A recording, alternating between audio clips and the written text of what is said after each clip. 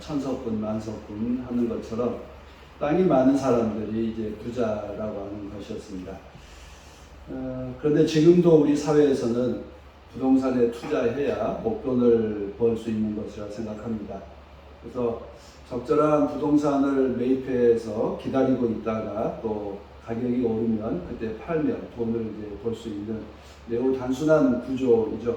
그런데 문제는 부동산을 살 수 있는 목돈이 있는 사람들, 자금을 동원할 수 있는 사람들이 돈을 버는 그런 상황이 되어 있습니다.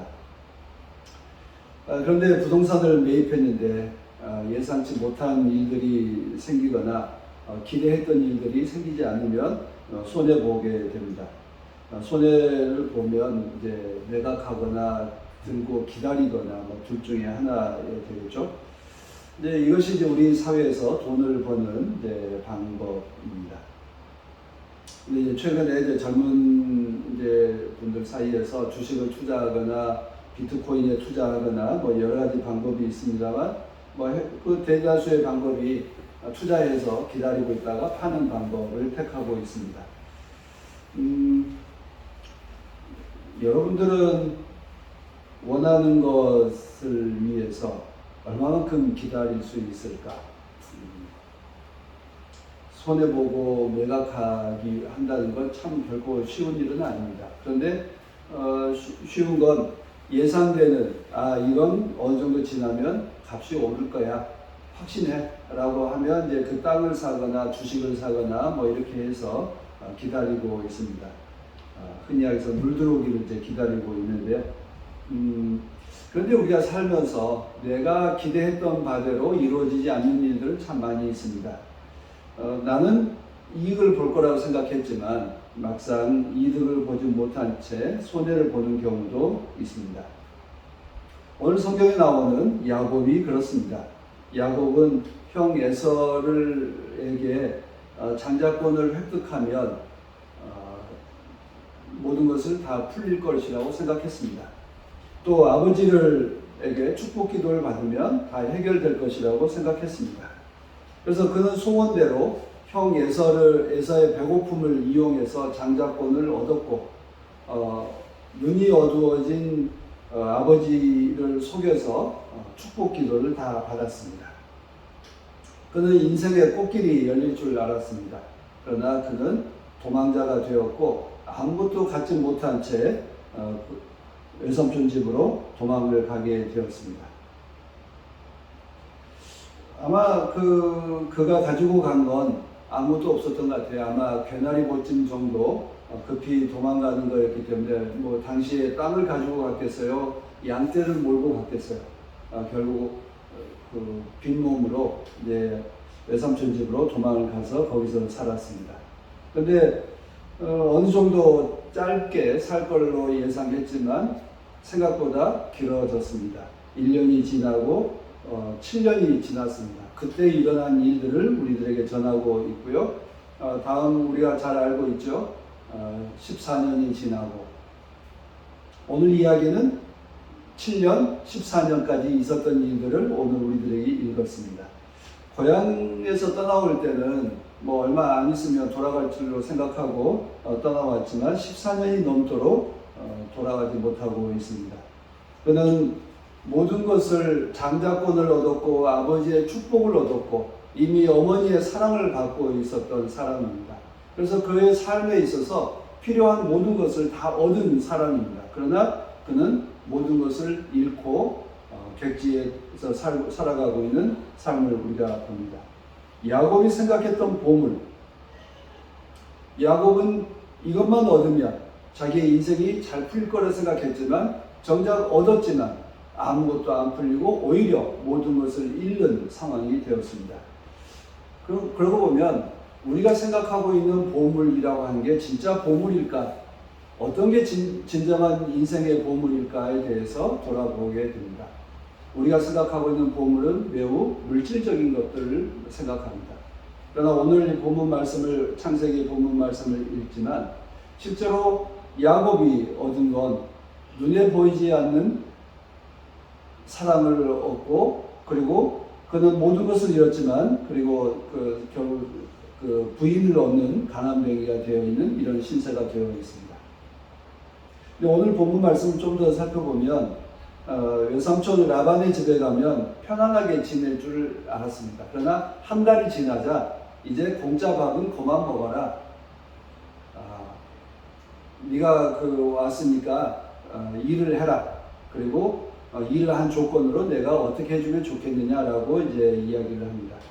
그래서 매우 라반이 위하는 것 같지만 실제로 이제 그 일을 부려먹는 일을 시작하고 있습니다. 여기서 일하다라고 하는 단어가 섬기다, 봉사하다라고 하는 뜻이지만 그 집에 일꾼이 되다라고 하는 거예요. 이제 섬기는 자가 되는 거거든요.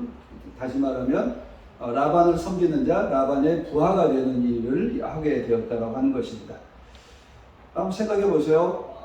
야곱은 장자가 되어서 아버지의 축복을 받아서 집안에 살았다면 그 수많은 일꾼들의 섬김을 받는 자였을 것입니다.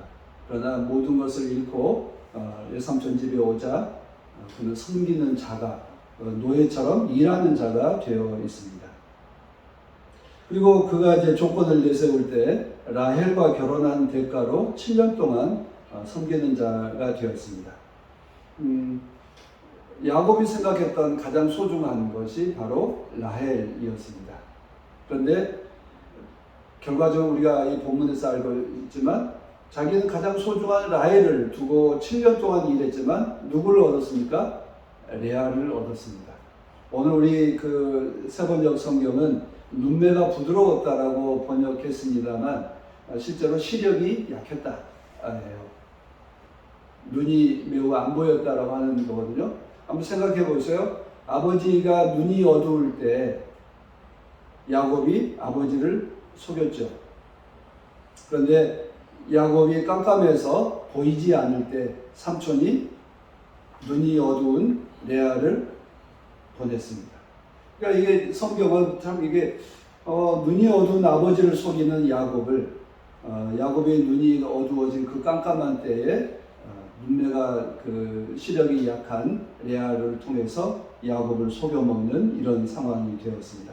참 그러고 보면 우리가 얻었다라고 이야기하고 내가 강하다라고 이야기하고 내가 높았다라고 이야기하지만 실제로 곧 그것이 그를 무너뜨리는 일이 되었다고 하는 것입니다. 그런 점에서 우리가 성경에서 늘 말씀하시죠. 섰다라고 생각하는 사람은 자만하지 말라. 언제 넘어질지 모른다라고 하는 이 경고의 말씀을 우리가 보고 있습니다. 야곱은 모든 것을 얻었지만 모든 것을 잃었고 눈이 어두운 아버지를 속였지만 자기가 속임을 당하는 이런 일들을 보고 있습니다. 그리고 그는 라헬을 얻기 위해서 또다시 7년을 일하는 이런 그 삶을 살게 되었습니다. 우리가 이 야곱의 속았다. 야곱은 한편으로 자기의 7년 플러스 7년 14년을 살면서 그 일하는 동안 어떤 생각을 했을까? 아버지의 집을 그리워했을 것이고 자기가 살았던 삶을 돌아보기도 했을 것입니다. 자기가 형을 속였던 일, 아버지를 속였던 일, 그리고 돌아와서 자기가 겪고 있는 일들을 반추해 보면서 정말 나는 하나님으로부터 버림받았구나 라고 생각할 수도 있었을 것입니다. 그러나 그가 속임을 당하는 동안 하나님께서는 또 다른 방식으로 그에게 기쁨을 준비하고 있습니다. 레아와 라헬과 결혼했고 자손의 축복을 주었습니다. 그래서 실제로 하나님께서 아브라함에게 주셨던 그 자손의 축복이 실제로 가장 누리는 자가 야곱이 되었습니다. 아브라함도 아들을 6을 누렸고 이삭도 아들을 2 얻었지만 이제 야곱은 12아들을 얻는 놀라운 축복을 배웠습니다. 그런 점에서 정말 우리가 축복을 얻었다라고 할 때하고 그리고 진정으로 잃었다라고 할 때하고 이게 무엇이 갖고 다른가? 우리는 그 경계선에서 우리가 정말 받은 것일까 잃은 것일까에 대해서 늘 성찰하는 삶을 살 필요가 있습니다.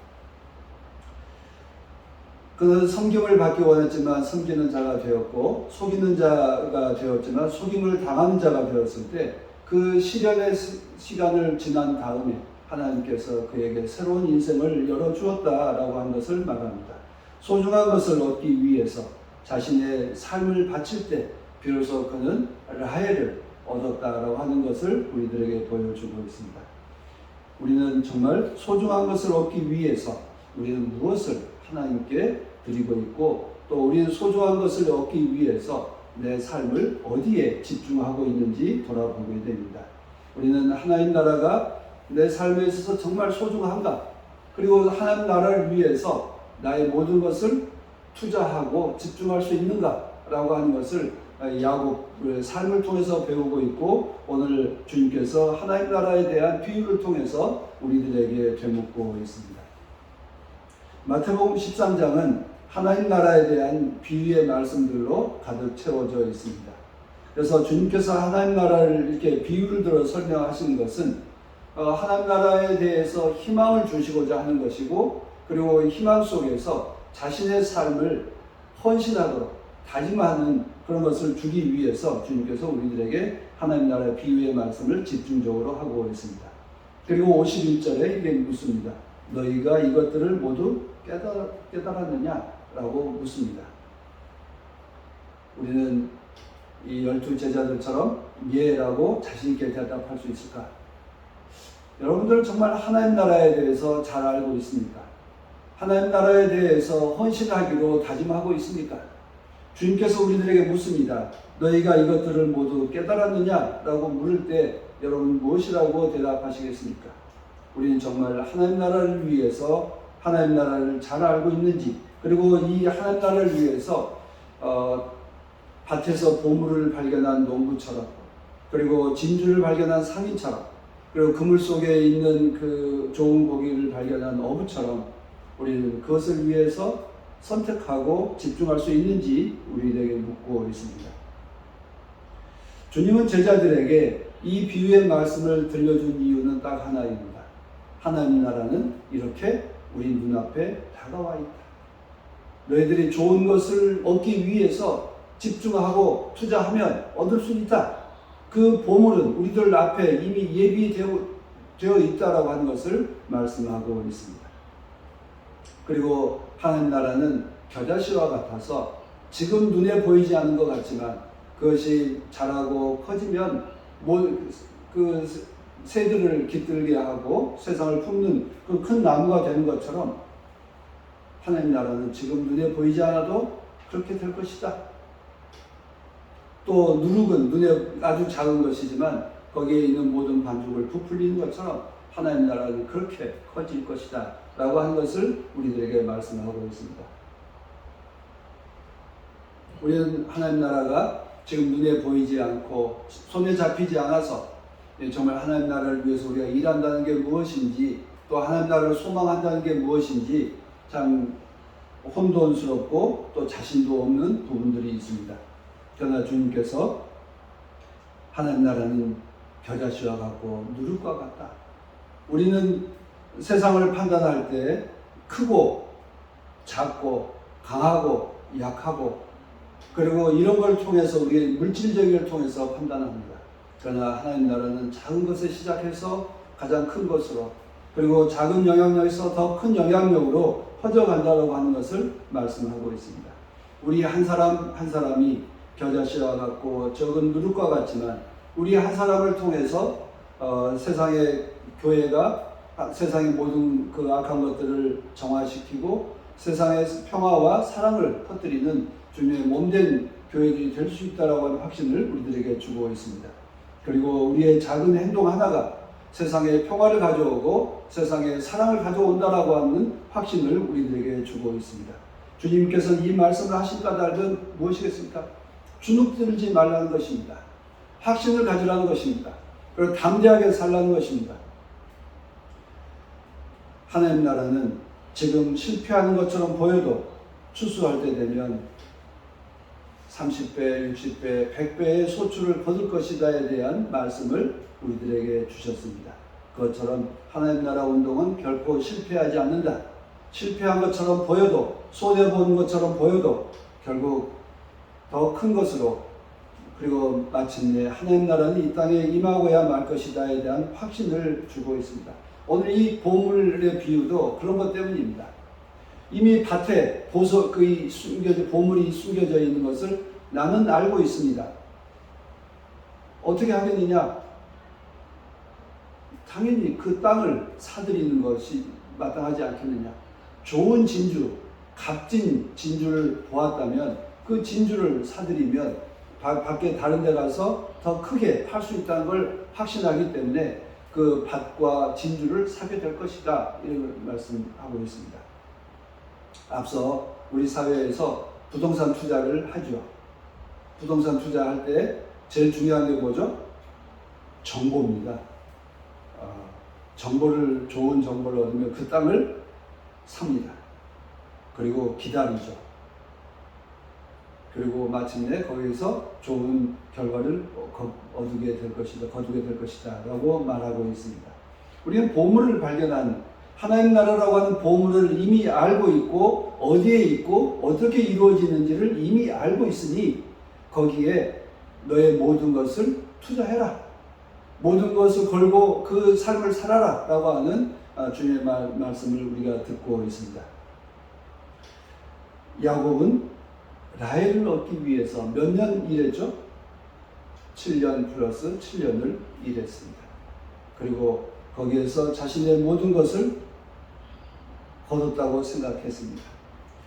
21년 동안 일해서 그의 삶이 완전히 새로워진 것을 보았습니다.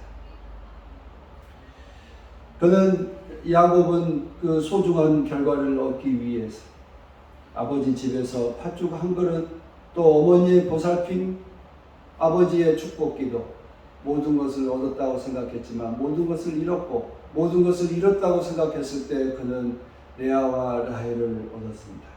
그는 긴 세월 동안 외삼촌을 섬기며 살아오는 동안에 아마 인생에 대한 인생에 대한 교훈도 깨달았을 것입니다. 우리는 야곱과 농부와 상인을 통해서 소중한 것을 얻기 위해서는 자기의 소중한 것을 내어놓을 줄 아는, 투자할 줄 아는, 집중할 줄 아는 그런 지혜를 얻게 되기를 바랍니다. 하나님께서는 우리들에게 말씀하십니다. 우리에게 이미 하나님 나라가 우리 이미 가까이 와 있다. 가까이 온 그 하나님 나라를 위해서 너의 소중한 것들을 거기에 내어놓으라고 우리들을 부르고 계십니다. 주님은 하나님 나라를 위해서 자신의 모든 것을 바쳤습니다. 그리고 바울도 역시 주님을 통해서 하나님 나라야말로 우리의 모든 것이라고 하는 것을 깨닫고 그것을 위해서 자신의 모든 것을 바쳤습니다. 그래서 하나님 나라의 그 하나님의 사랑을 얻기 위해서 모든 것을 바쳤다. 그것을 깨트릴 것은 아무것도 없다라고 말씀하십니다. 하나님에 대한 사랑의 관계를 깨트릴 게 무엇이 있습니까? 환난입니까? 공고입니까? 배고픔입니까? 죽음입니까? 라고 우리에게 묻고 있습니다. 우리는 하나님 나라가, 하나님의 사랑이 우리에게 임하고 있으니 그 어떤 것보다 그것과 바꿀 수 없다라고 하는 것을 우리는 확신합니다. 누가 우리를 그리스도의 사랑에서 끊을 수 있겠습니까? 환난입니까? 공고입니까? 박해입니까? 굶주림입니까? 헐벗음입니까? 위협입니까? 또는 칼입니까? 그 어떤 것도 그리스도의 사랑에서, 하나님의 사랑에서 우리를 끊을 수 없다라고 하는 이 바울의 절대 확신을 우리가 보고 있습니다. 바울만이 아니라 우리의 신앙의 선조들이 다 그렇게 살아왔습니다. 특별히 자신의 목숨을 바쳐 살았던 순교자들이 그 어떤 삶을, 어떤 믿음을 살았는지를 우리들에게 보여주고 있습니다.